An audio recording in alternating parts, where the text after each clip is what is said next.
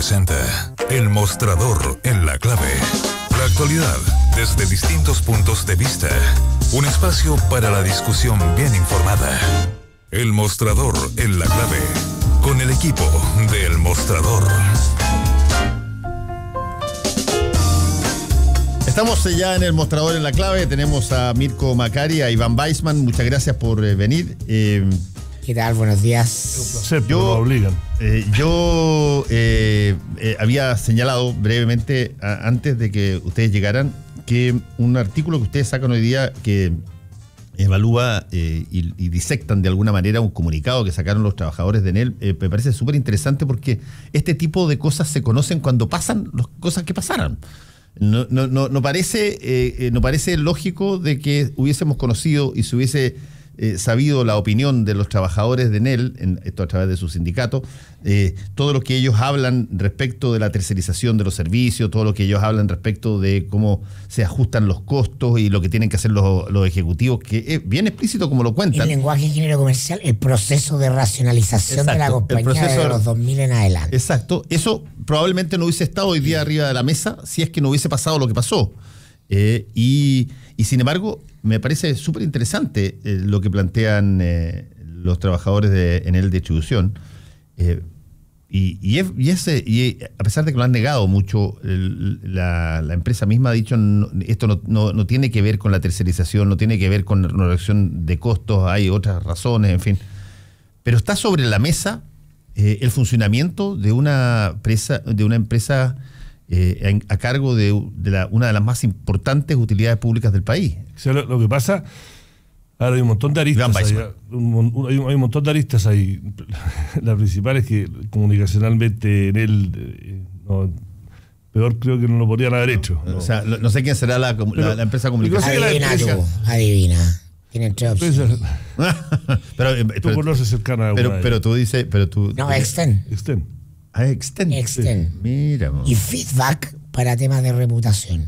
Yo tengo una relación profesional con la persona que llegó cuando los italianos se dieron cuenta de que venían con una herencia de Enersi y Enel de haber hecho las cosas mal, empezando, si uno quiere ir más allá, si uno quiere ir al caso Chispas, pero realmente fue los dos aumentos de capital que hizo Enersi, la primera los españoles, la reestructuración de hace 2 años, que la verdad que dejó mucho mal gusto. Se pelearon con la AFP, se pelearon con el gobierno, y llegó toda una plana mayor nueva de italianos con otra actitud. Eso cuando salió Tironi del directorio, ¿no? No, mucho después. Esto fue hace como 1 año y medio. Por ahí empezaron a hacer los cambios. Pero bueno, sacaron a Rosenblut, pusieron a otro operador político, el señor Chadwick, no, pero hace 1 año y medio empezaron a hacer cambios y llegó un tipo que venía de TVN, que yo lo conozco profesionalmente. ¿Quién es? Porque José Miranda, como gerente de Asuntos Públicos y Comunicaciones. Y yo tengo que decir de que él y el equipo, Nicolo, que se me olvida el apellido, han realmente han hecho una operación hace 1 año de admitir todos los errores previos, de tratar de cambiar, de hacer cosas diferentes, y les sale esto. Ustedes que en sociología hay un concepto que se puso de moda durante la crisis que se llama el cisne negro, que tú preparas para todo tipo de cosas, pero no preparas el cisne negro, y los economistas te dicen no prepares para el cisne negro porque pasa tan poco que el costo de preparar para cuando venga un cisne negro no justifica la tendalada que queda cuando aparecen, y aparecen una vez cada 100 años. Bueno, resulta que en los últimos 20 años en un montón de cosas en el mundo los cisnes negros están apareciendo mucho más seguidos. Y acá, sin entrar porque ninguno de nosotros tres somos técnicos, a Enel le pasó el cisne negro. Le pasó una combinación de, más allá de qué porcentaje de lo que dice el sindicato es verdad o no, pero va a venir una reestructuración, el hecho de que en Chile es casi imposible, por el costo y por el tipo de regulación que tienen las municipalidades, soterrar los cables que ya existen. Cuando tú empiezas una nueva construcción los puedes hacer, pero empezar a hacerlo de nuevo como hizo Londres en 10 años, acá es muy complicado. Y le tocó el cambio climático, se le tocó el cisne negro y no estaban preparados por probablemente, no sé, como digo, qué porcentaje de lo que pasó, de lo que dice el sindicato es la razón, no lo saben solamente ellos y la empresa.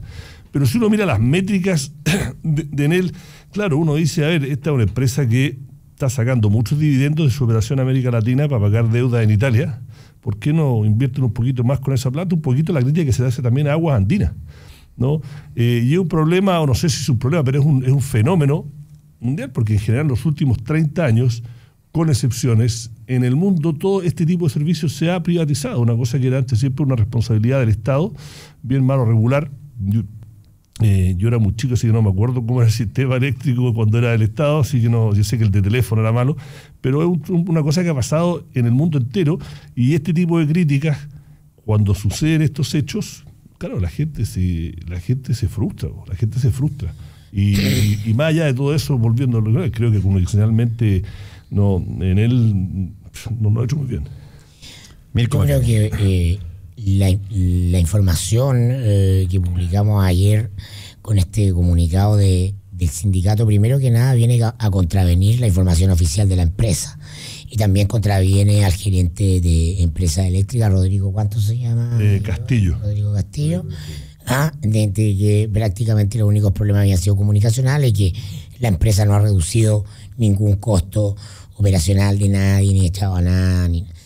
Lo otro es sorprendente lo poco relevante que es la noticia en general en el resto de la prensa, salvo los medios digitales, ha sido minimizado o más bien anulada. No, pero ha sido portada en Mercurio 2 de 4 días esta semana. Lo que dice el sindicato, lo que estoy diciendo la noticia de la información del sindicato. Claro. A eso me estoy refiriendo. Y apunta a un tema más macro, mucho más estructural, que es el proceso de la globalización neoliberal que deviene en que en mega empresas gigantes que tienen o acumulan tanto o más poder que los propios gobiernos y, por cierto, que los estados. Entonces, toda la teoría económica del regulador y el regulado se desnaturaliza, y estas empresas, y lo dice en el último párrafo, y nosotros lo pusimos en el titular ayer, toman las decisiones que son de asuntos estratégicos que conciernen a servicios que tienen que ver con la continuidad y el funcionamiento de los países. Las decisiones finales se toman en otros lados, en otros países. En Italia dicen los sindicalistas, los que firman el comunicado, las decisiones se toman en Italia.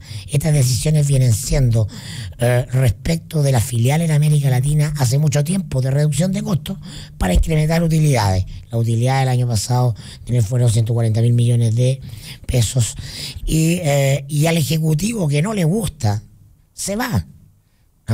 Entonces aquí lo que está en juego es una cuestión política, es la soberanía. O sea, hay más soberanía que jugándose en el tema en él que en el del río Silala, o que en el triángulo exterior con los peruanos, en definitiva. Y los chilenos lo estamos viendo, pero no somos capaces de armar todas las piezas del puzzle, porque esa información está más allá de lo cotidiano, del día a día. Pero esto es un proceso que tiene que ver. A ver, es cierto, el Estado empresario no siempre funciona. Y hay empresas que no tienen otro sentido que se privaticen, por ejemplo, como dijo Iván, los teléfonos, porque además entran a un mercado competitivo. ¿Qué sentido tiene que tengamos empresas de teléfonos si los privados compiten y proveen un servicio de teléfono relativamente razonable? Pero acá estamos hablando de otra cosa. Esto es un servicio estratégico donde es un monopolio natural. Ese es el punto. Y eso es lo complejo. Y llegamos a este punto donde los estados no solo son más débiles estructuralmente, institucionalmente, que estas grandes compañías que gobiernan el mundo. Recordemos que Oxfam el año pasado, la ONG, contaba que el 1% de la población mundial concentra más riqueza que el conjunto del 99% restante. El proceso de globalización, y una de cuyas variables esenciales es esta venta de grandes servicios estratégicos, entrega de grandes servicios estratégicos que son procesados como negocio a mega empresas transnacionales privadas. La razón de esto es que hay una asimetría de poder. Esto no tiene que ver con lo privado contra lo público. Esa es una discusión del siglo XX. Esto tiene que ver con el tamaño, con la asimetría de poder. Unos muy grandes contra otros, nosotros los ciudadanos y consumidores muy pequeños, sin un Estado fuerte capaz de defender nuestros intereses, que ese es el rol natural que tiene el Estado. Yo creo que así como hay una suerte de... Oye, me manda un insider que nos está escuchando, que sabe el tema.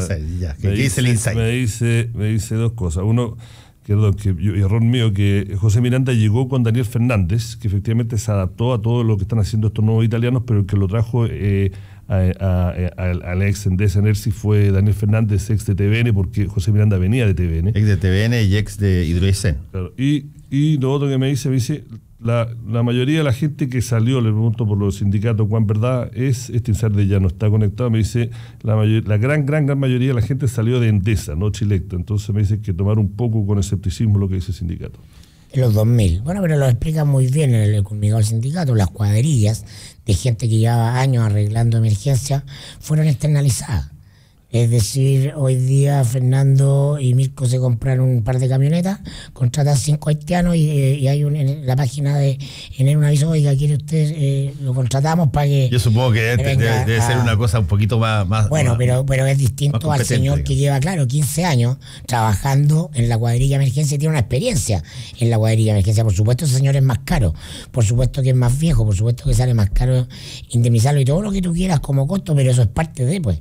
Ahora, yo iba a decir que así como existe crecientemente la apreciación de que, por ejemplo, una persona que está en el ámbito público debe tener mucha más preocupación por no solamente lo que hace... Las cuadrillas están especializadas hace 20 años.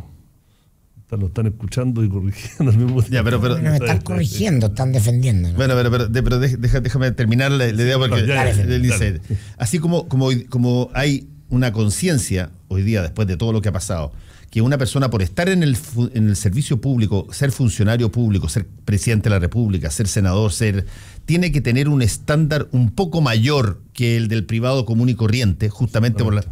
También el monopolio natural, que es muy importante el concepto, el monopolio natural, es decir, aquel tipo de negocio que tiene prácticamente cautivo a una cantidad de clientes porque la alternativa de poner competencia es tanto más difícil o tanto más cara y por lo tanto mucho más eficiente llegar y meterse al lugar. El monopolio natural debiera tener o debiera sentir que tiene también una obligación un poquitito mayor que cualquier otra empresa que compite con... Por supuesto. Por quitarle el poquitito. Pero además que... Por eso digo, tiene que tener una cuestión. Y aquí me dio la sensación por la reacción de Enel, que primero no hizo nada. Después no reconoció muchas cosas y empezó a echarle la culpa a las municipalidades. Una falta de empatía, si tú quieres, con lo que estaba pasando. Me parece que ahí falla en algo que tiene que ver con, oye, nosotros... privatizamos esto, sí, ok. Y te dimos a ti, pero te dimos a ti a un grupo de personas que no tienen alternativa más que estar contigo. Y por lo tanto tú tienes que tener una obligación superior a la meramente formal para responder este tipo de cosas. No puedes ampararte solamente en que la ley dice o la cláusula 1 o 2 me permite que yo pueda, no sé, externalizar cuadrillas o llamar a un determinado número de cuadrillas previamente a una negazón. Bueno, tiene que haber una cosa. Absolutamente. Pasa que el argumento cuando tú privatizas algo que es un monopolio natural, que en general son este tipo de cosas, agua, electricidad o gas, tú les limitas la rentabilidad.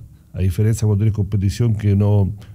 cuando se privatizó Entel puede ganar la plata que quiere y los márgenes que quiere. Cuando el agua, el gas, tú tienes un margen, no puedes rentar más de X, que es la pelea cada 3-4 años que se pelean.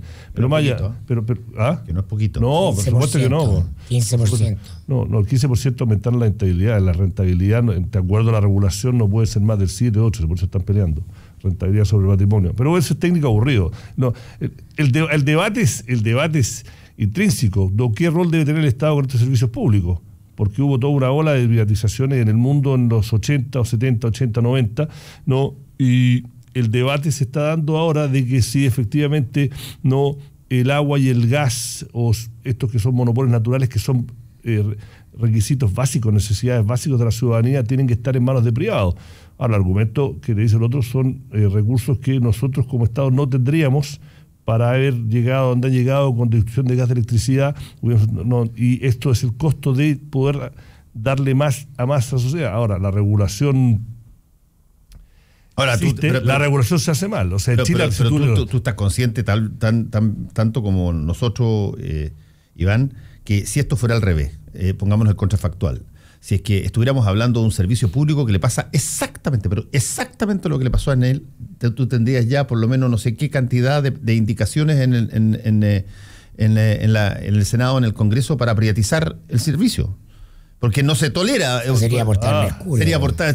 Por supuesto, por supuesto. Sin embargo, nadie ha puesto en discusión en términos serios de que aquí pueda haber un problema en términos de la idoneidad del ente privatizado para llevar adelante la pega. Pero, a ver, ¿cómo se mide la idoneidad? ¿Cómo lo medimos? Lo medimos por su reacción a este evento este fin de semana, lo medimos por cómo hicieron, cuán transparente fue la reestructuración que se hizo hace 2 años, que se pelearon con la AFP y con el gobierno, se mide por cuánta gente tiene ahora gas en su casa comparado como tenían antes, o electricidad. Todas las anteriores. Entonces, exacto. Y tú crees, más allá, yo lo quiero separar en 2 cosas. Yo creo que es súper debatible si esto debería estar en manos de privados. No, está bien. Pero yo digo lo otro, y lo digo ahora a nivel personal. O sea, ¿tú crees que el Estado lo haría mejor? Yo creo que no. No. Lo único que estoy diciendo es que cuando el Estado cede algo hacia un privado, la vara tiene que ser muy alta. La vara tiene que ser y tiene que haber facultades de ese Estado para monitorizar y fiscalizar eso desde que sean también muy altas. El problema no es Estado-privado, el problema es la asimetría de poder. ¿Cómo queda el regulador frente a la instancia regulada? Por ejemplo, podría haber una parte de propiedad estatal para que el Estado estuviera metido dentro de la compañía. La tesis de Mayol. A lo que, por supuesto, razonable, eso es una empresa estratégica. ¿Cómo lo hace bueno hoy día que no hayan 2 directores adentro de él que velen por el interés público? Dentro de una empresa que puede tener legítimas ganancias dentro de un rango de utilidades si presta un buen servicio. Eso es pragmatismo. Justamente lo que estamos viendo es ideología hoy día. El extremo ideológico de algo. Recomiendo, a propósito, el documental en Netflix de Chomsky. Sí, buenísimo. El fin del sueño americano, que explica por qué estamos como estamos. Requiem para un sueño. Claro. Sí, es muy bueno. A propósito, también voy a recomendarlo, ya que se mencionó el concepto del cisne negro, que para simplificar la idea, el cisne negro es aquella cosa de tan baja probabilidad que normalmente uno no la toma en cuenta, pero que además tiene la característica de que si es que se produce genera un impacto gigantesco. Les recomiendo, probablemente el mejor libro en ese sentido lo hizo Nicolás Taleb. Él fue el autor del libro. Nicolás Taleb, el autor del libro que se llama El cisne negro, está en castellano y es muy interesante. Por ejemplo, el caso típico de cisne negro, y probablemente tú estabas allá, Iván, y lo viste mucho más de cerca, pero fue los destrozos del huracán Katrina.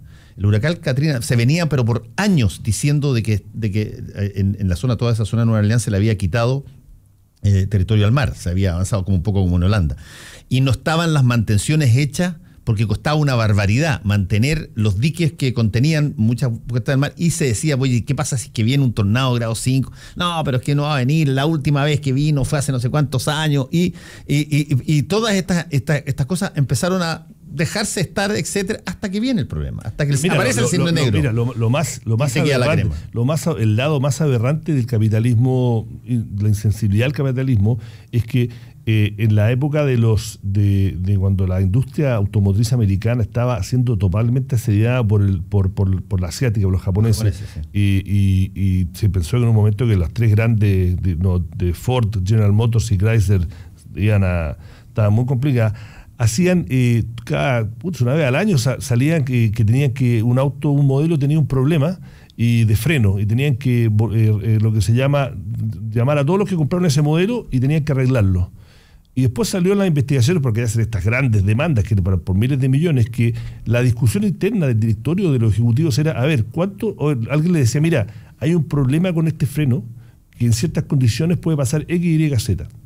Y decía, a ver, ¿cuál es la posibilidad? Y hacían una logaritmo matemático, una fundación, a ver, ¿cuál es la posibilidad que salga? Decía, bueno, a ver, la posibilidad que salga es X, y esto afectaría a 100.000 personas. Y dice, y si nos demandan, ¿cuánto cuesta? Volverlo a hacer de nuevo, ¿cuánto nos cuesta? Ese es el caso del Ford Pinto. Bueno, el Ford Pinto fue famoso. Bueno, ese fue un caso famoso. Los tipos detectaron que el diseño del estanque de combustible a una velocidad mínima, si es que en un ángulo te chocaban por detrás, podía generar la explosión del auto. Pero resulta que se advirtió que cambiar todo el diseño de todos los estanques que se habían hecho en todos los Ford Pinto era mucho más caro que la probabilidad de que pasara mucho y que los demanden. Bueno, murieron 9 personas. Y los demandaron por miles de millones. Y el Ford Pinto se acabó de la noche a la mañana, digamos. Y eso, esta mirada de no creer que las cosas pueden pasar y hasta que de repente te encontráis con el monstruo encima. Pero yo quiero volver un poco la razón por la que no lo cambias, que es una razón económica. Claro, exacto. Obvio, ¿no? Es estrictamente de costo-beneficio. Producción de automóviles es un negocio. Obvio, es una relación de costo-beneficio. Y además así se demostró. Más aún, te voy a decir, en el juicio, que está todo, los papeles están todos en internet, bien interesante, yo esto lo vi como un caso cuando estaba en Estados Unidos.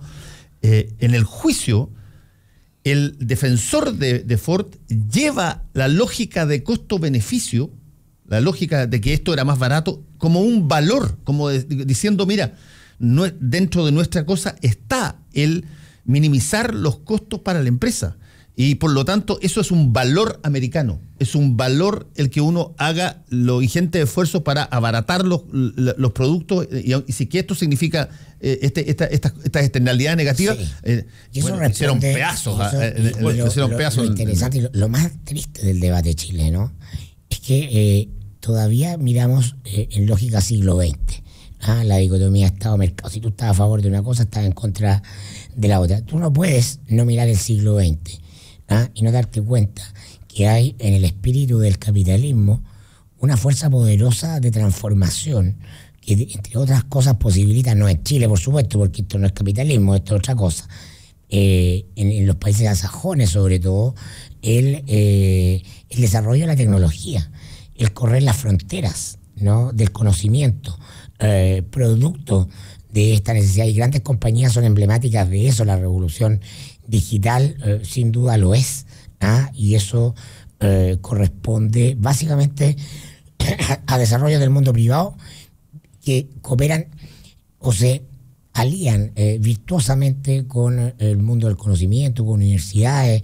Hay políticas de financiamiento de la ciencia, es decir, hay todo un círculo virtuoso de cosas, pero hemos llegado también a un estadio de desarrollo de la humanidad, creo yo, donde estamos viendo la otra cara de esto, que encierra el peligro, ¿no? El exceso de la lógica de la codicia, como en el caso de Enel, de la acumulación excesiva por acumular, deja de ser una virtud, se transforma en definitiva en un hecho político y social, porque desequilibra las fuerzas que tienen que convivir para que funcione la teoría democrática de la separación de poderes. A lo que estamos asistiendo a que por sobre los poderes tradicionales existe un gran suprapoder, que es el dinero. ¿Qué otra cosa si no son los casos de platas políticas?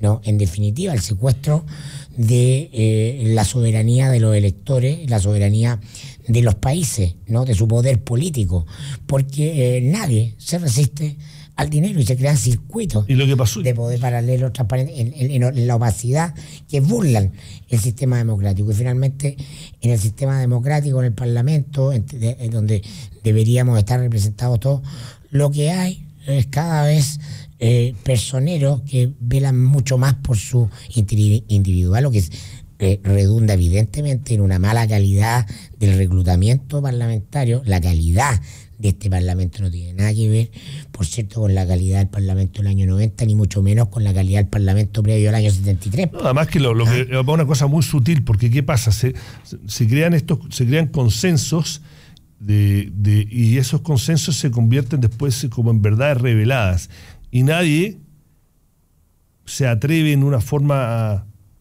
coherente y seria cuestionar, ¿no?, los parámetros del debate, porque claro, hace un par de años, yo creo que ahora se está abriendo, pero hace un par de años, tú si venías y decías, oye, ¿por qué pensemos esto? ¿Por qué el agua tiene que estar en manos de privados? Oye, tú eres un izquierdista, eres comunista, y la verdad que el argumento es súper válido, más allá de qué lado estás, pero el debate de contar, oye, es que el Estado ahora sí tiene recursos y deberíamos hacernos cargo. Pero si en el estatal, si es una broma. No, es con lo que decís tú, es parte del Estado, claro. No, entonces... Pero imagínate las grandes obras que se han hecho en varios países que son con financiamiento público y que se han mantenido extraordinariamente bien. también son bastantes, son muchas. No, por eso no, pero digo, pero que el debate se entonces se creó este consenso, ¿no? de que todo lo mejor de este tipo de cosas se hacía más eficientemente privatizándolo, ¿no? Y obviamente, sobre todo en los países nuestros, hubo un boom tremendo de teléfono, de agua, electrificación, pero el contexto de cómo se manejan y cómo eso se refleja en cómo esos servicios llegan a la ciudadanía, ¿no? Cualquier persona que cuestionaba que a lo mejor el Estado debería retomarlos o tener un rol mucho más activo, no solo regulatorio, pero quizás con participación, un montón de era como un outsider peligroso, y la verdad que la conversación es súper válida, ¿no? Más allá de qué lado está, la conversación es válida. Y el tema, y aparte del tema, y quiero apuntar lo que tú dices, lo que dice Mirko. A ver, lo que nos escuchen y que a lo mejor no están también. Nosotros, creo yo, no sé, no hablo por Mirko, no es que llegan con un maletín de plata en algunos casos puede ser, pero en este caso se crea una relación un poco corrosiva, porque tú tienes el presidente directorio de esta empresa, que era el señor Jorge Rosenbluth, que al mismo tiempo le pasaba plata a ciertos políticos para campañas, le pedía plata. No, pues Rosenbluth le iba a otras empresas, pero no, cuando él estaba en Endesa, me imagino que era el que asignaba. Yo tengo entendido que cómo se hacía, pedía estudios, pero el punto era que cuando tú eres político, con todas tus mejores intenciones, y resulta que este señor, tú sabes que hay ex miembros de tu partido que están en el directorio, el regulador es amigo, le ha pasado plata, cuando te vienen a preguntar o te vienen a decir, oye, mira, acá nos están apretando en tal municipalidad, en tal región, es humano de que una persona que te invitó a viajes, una persona que le pasó plata al partido político, ya sea bajo el cervelo, en forma, de que tú te cuesta hacer tu rol, pues. O sea, es el ser humano inconscientemente, o te invitan a un par de cenas importantes, un viaje. Ese es el tipo de relación. Entonces el regulador se convierte prácticamente en un socio.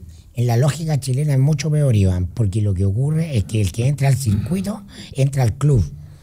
Y son tantos los beneficios de pertenecer a ese club que tú haces todo por estar adentro.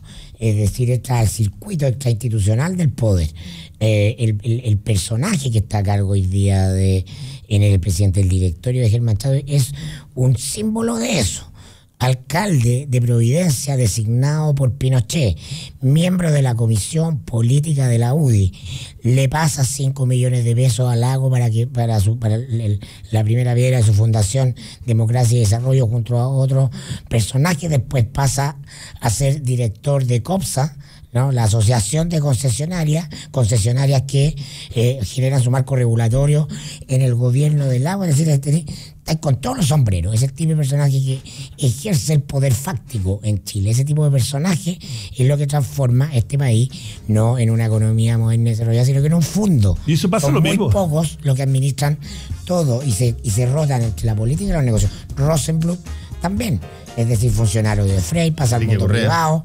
Tiene, claro, Correa además con una ideología, ¿no? Que con una ideología de que esto es el bien, o esto es lo bueno, o esto es lo debido. Es un personaje político más complejo, pero estos otros son operadores, ¿no? Que además pertenecen a las condiciones de Chile, a este selecto club de personas que van a 10 colegios, 2 universidades, estudian 2 carreras. Y esto no lo digo yo desde el régimen de Corea del Norte, lo dicen en el libro ¿Por qué fracasan las naciones? Un libro famoso, ¿no? Que me regaló Iván. El libro de cabecera en todo el mundo sobre qué no hacer. Élites endogámicas o de comportamiento oligárquico que se reparten el poder, es decir, puestos en el Estado y en el mercado y tienen una transaca y unos circuitos de influencia. Quienes pierden, los ciudadanos, los votantes, los electores. ¿Cuál es la consecuencia? Da lo mismo ir a votar, porque finalmente tú solo eliges el caldo en el que vas a ser cocinado. Esa es toda la diferencia entre votar por A o por B, porque finalmente son los mismos. El mensaje fatalista. En eso estamos, yo creo que se puede cambiar. Pero primero hay que mostrarlo. Y a veces tú tienes. Uno se pierde a veces el bosque por los árboles, porque uno está en la diaria. Sí, y a veces, Iván, claro, cuando tú le entregas al regulador poder real de poder intervenir y hacer cosas en el servicio, por ejemplo, que tú le estás entregando como monopolio natural, Chita, los tipos se preocupan un poquitito más. Yo me acuerdo cuando partieron las Bell en Estados Unidos, que fue una cuestión gigantesca, la empresa, y de repente el gobierno dice, perdón, se acabó, se dividen en 5 primero y después en 7, se dividen y se acabó, y hay competencia y se corta con este show. Un gobierno de verdad, con un Estado en forma, hoy día lo que hace es intervenir en él. Hasta que no esté regularizada la capacidad en el de responder a una crisis, no se le devuelve a los privados. No estoy hablando de expropiación, no estoy hablando de tocar la propiedad, estoy hablando de intervenir. No sé si tendrá intervenir con un sentido de urgencia de lo público. Nos tenemos que ir. Muchas gracias a Iván Weissman y a Mirko. Y hablamos, o sea, hablando de lo opuesto, de lo mal que lo ha hecho en él, o lo complicado que se le ha venido, es lo bien que lo ha hecho el alcalde Lavina. Y ahora la última somos la delantera muy bien. Y no solo comercialmente lo ha hecho bien. Sí. Y lo último, mandar a los ancianos que no tenían luz ya hace 5 días, lo mandó al Ritz. Es una medida efectista, es populismo en todas partes, aquí en la Quebrada del Ají, pero si se cae Piñera, Lavín es número puesto. Volvemos, chao.